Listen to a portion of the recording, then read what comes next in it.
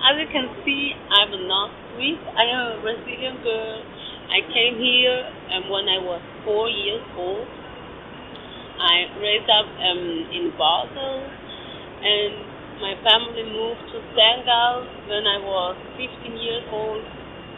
We had a lot of problems at home, and I never understood the way I never understood the way that we lived, because at home we had Brazilian mentality, and when I went outside, it was just everything Swiss.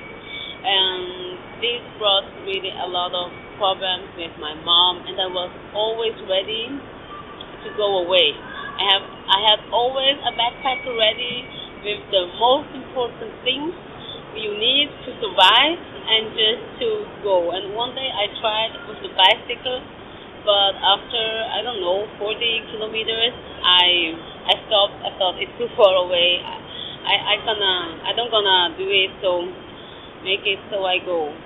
Yeah, and when we moved to Senegal, the problems got so difficult that one day my mom didn't have nurse anymore, and she said go away, and she put me outside of the house, and I went to a friend's house to live. The state, so they look up to kids when parents don't can take care anymore. They decided to put me in a youth prison. So they took me out of school to put me there, and of course I didn't understand that, because I didn't do like bad things, like you need the police or something. Yes, and so I was there for 4 weeks, and then they changed to put me in another place. And then at time something happened, and they put me to a psychologist, and in a psychology thing, and yeah, so they did a lot of stuff that for me it wasn't the best. And I had always dreamed I wanted to study and became a doctor, and I heard always no, and now you're too old, you can't go back to school. I was only 16 years old. And the last station was a farmer family, and I was there, and I really tried to get my life back, but everything that I did didn't function. And so I thought, yes, why should I do all this stuff? And then I remembered that in the youth prison I had contact with drugs, and people told me about that and where I can get them.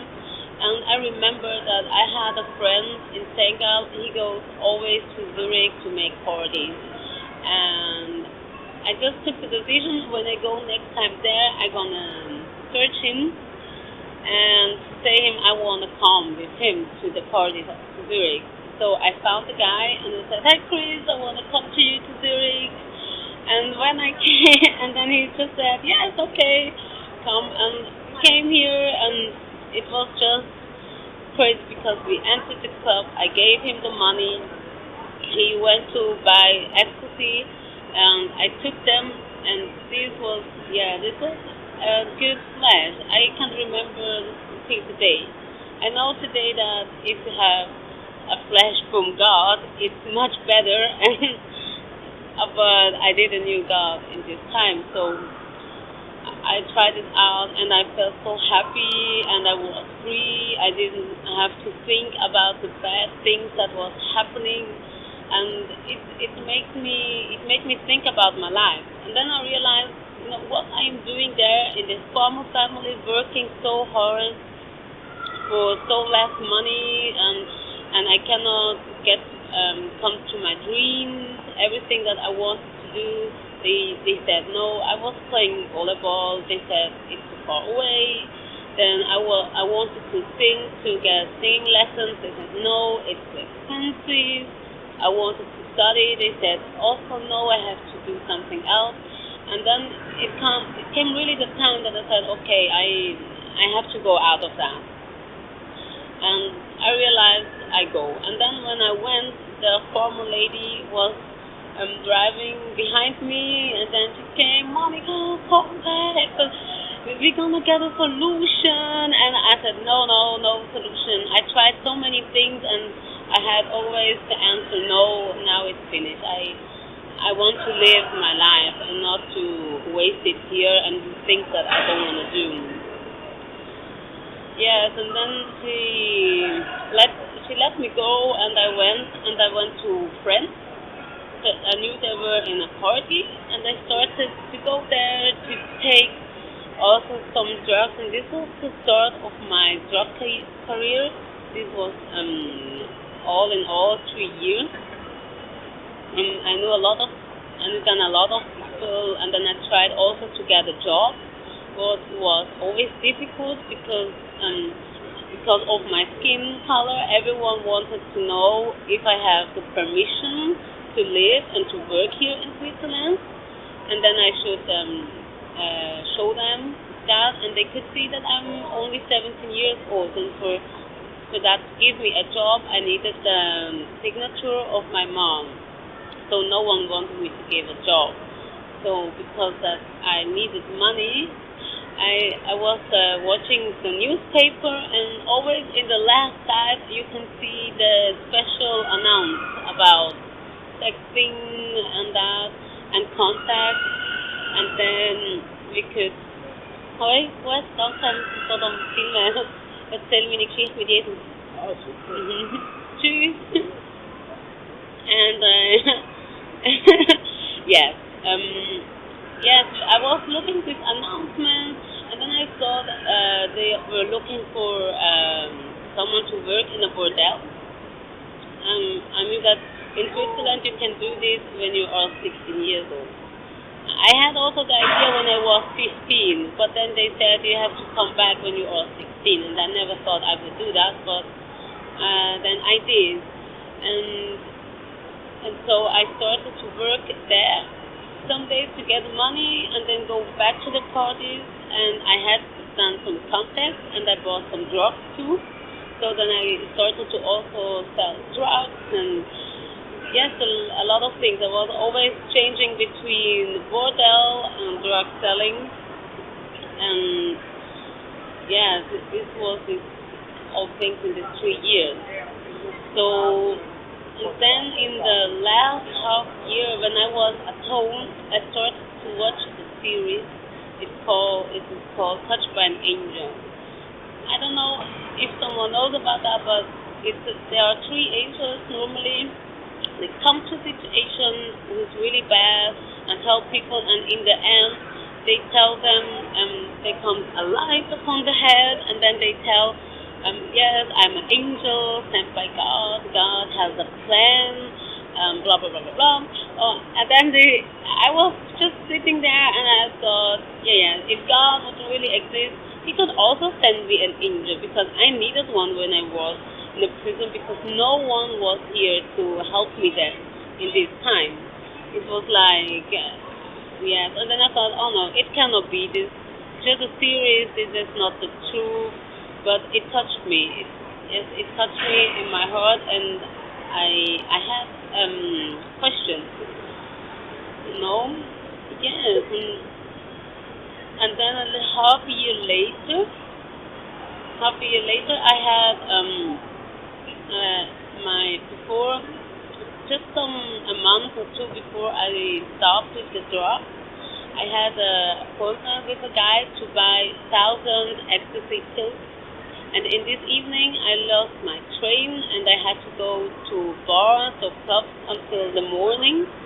And then I met a guy and said, yes, friends of mine are coming too. And so I waited for them, and we just spent the night all together. And there was one guy, Patrick, who was Portuguese and from Holland. And then we spoke in Portuguese together. We found out that he liked also cocaine and other things. And we had a lot of things in common. And so we started to meet each other. And one day, I was in his home. He asked me, do you believe in God? And I said, no. I think he's an asshole. And the guy, he was so shocked. And I went to the toilet, and I thought, okay, alcohol probably it's a bit hard.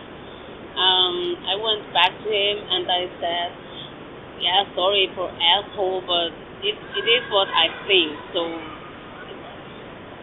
yeah, it's a bit horrible, but I think that.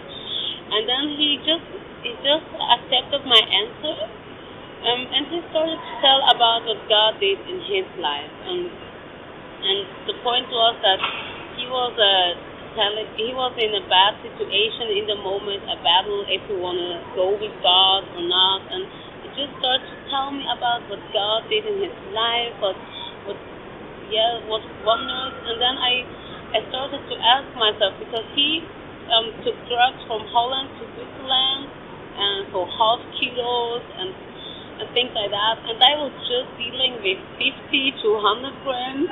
Okay, it's a lot, but not so much like him. And then I started to ask, oh, I'm not so bad like him. Probably God could also do something in my life. And then he told me he goes to a church with drums and everything like that. And I said, oh no, this is not a church. And he said, of course it is a church. And I couldn't believe, and I wanted him to bring me there, but in the beginning he said no, and I really asked him until he said yes. And then he brought me there, and this was so crazy because I was there and I felt there is something different that I never felt before. I could not explain. And then I said, okay, God, if you really exist, I want to know that now. If I go tonight home to this door there, I want to know if you exist, yes or no. If you don't exist, so it's okay. I know it. If you exist and you give me another answer, it's also okay, but I don't have interest in you anymore and never again. And it was so crazy. I can't remember if it was 5, 10 or 15 minutes, but from one moment to the other, I just knew God exists. It's like something came upon me and I knew God exists. Like I know today it's not raining. I knew it for sure and I can't explain why.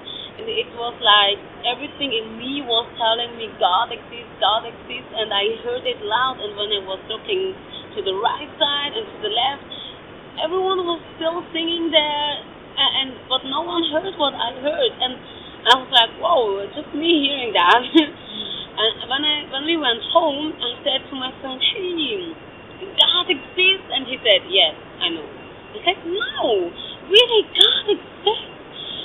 This is crazy. You cannot be like, you see, he said, yes, I know that God exists. And for me, it was such a revolution because I never heard about someone telling me that you can talk with God and he gives you an answer. This was the first time I experienced that, and this changed my whole life. And later, 2 weeks later, I went to this church again, and the pastor was telling there about Jesus, how it is the story of Jesus. I heard a lot of Jesus. I knew all the movies, but I never understood what is his role in this movie, so in the whole story. And then he told me when Jesus came to forgive our sins, and it's like he comes with a white paper, he washes all away, and to put the white paper on the table, and you can start to write your life new with Jesus. And he just asked, who wanna have that? And I said, yes, really fast. I could see my hand going out because it was so fast. And from this day on, I said yes to Jesus, and then everything changed. And yeah, my name is Monica Lopez. I live here in the wonderful Switzerland, and I hope that you can find Jesus too.